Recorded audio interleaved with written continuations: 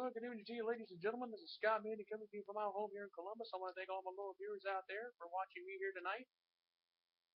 Well, we had a lot of action here today, so I'm going to jump right into it. The Indians lost today to Detroit, 10-4 today.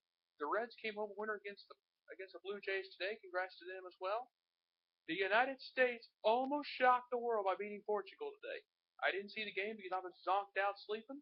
Unfortunately, I heard it was a wild game, and I heard it was anything can happen when the world can happen. Rolando scored the game tying goal. We wound up playing to a 2-2 tie.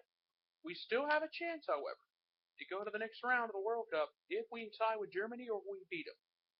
Then after that, if we lose, we're basically going to be done because I don't think we'll have a chance to advance. Carl Edwards won the race out in Sonoma today. He came home a winner. A winner this afternoon. Congrats to him. But also some big news in the NBA. Carmelo Anthony has decided to opt out of his contract with the New York Knicks. So what are his chances of going back to the Knicks? We'll have to wait and see. Now, with him opting out of his contract, he's a free agent. He can do it basically whatever he pleases. There could be a possibility he could wind up going to Miami or going someplace else. I personally don't want him to go to Miami because I don't want him and LeBron teaming up, and you know how I feel about that. But now, somebody's starting a rumor, I've heard something that there's a possibility that LeBron James may come back to Cleveland. That ain't gonna happen. No, please.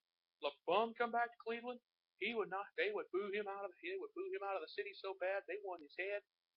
If somebody were to probably, he would probably fall into the type of the category. If he were to be shot and killed, they would never find out who did it because there'd be too many willing people to confess. After the way he hurt the city of Cleveland, I don't think they want him back. Personally, they would have a long. He'd have a long way to go to make up for what he did about 4 or 5 years ago when he made that big announcement. He decided he was going to South Beach and down to Miami. That about made me sick, and I just couldn't believe that happened. Well, unfortunately, I just got word that an NBA prospect has just had a crushing blow. I cannot think of his name off the top of my head. He has been diagnosed with a genetic disorder, which means his body, I guess his spine or something. I don't know what's going on. I just found out this evening with the NBA draft coming up.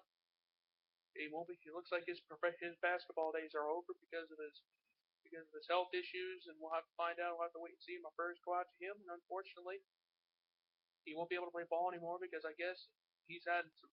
Because I guess at the NBA Combine, I guess he was having some issues with his back or something, and it's just sad. The doctor said his basketball playing days are over. That was a crushing blow to hear something like that come about. To hear something like that, my heart goes out to him. My prayers go out to him as well. And also, too, leading into that, the NBA draft comes up Thursday night at 7 o'clock. The Cleveland Cavaliers, once again, have the number 1 draft pick. Hopefully, they'll get it right this time. Oh, well, what are we talking about? The city of Cleveland? The Browns can't get it. The Indians don't get it. The Cavaliers sure as heck don't get it. None of the management, none of them probably don't have it. And I shouldn't sound like this. I love Cleveland. I love the city of Cleveland. But as far as the upper management of all 3 of those teams, all those owners and all those GMs, they probably not even have about a quarter of a brain between all 3 of them. So with that, just a reminder, the NBA draft. Now, I'm going to go ahead and get off here real quick. I just want to thank all the loyal viewers for tuning in tonight. I am going to go ahead and say this. We got the NBA draft coming up Thursday night at 7 o'clock on ESPN. And also, too, I think the NASCAR guys, I'm not sure where they're at this week. I don't know where they're at this week. Oh, wait a minute. They're at Kentucky Speedway on Saturday night. They got 2 Saturday night races coming up. They got Kentucky this weekend, and then they got the Firecracker 400 on Saturday night down at Daytona Beach.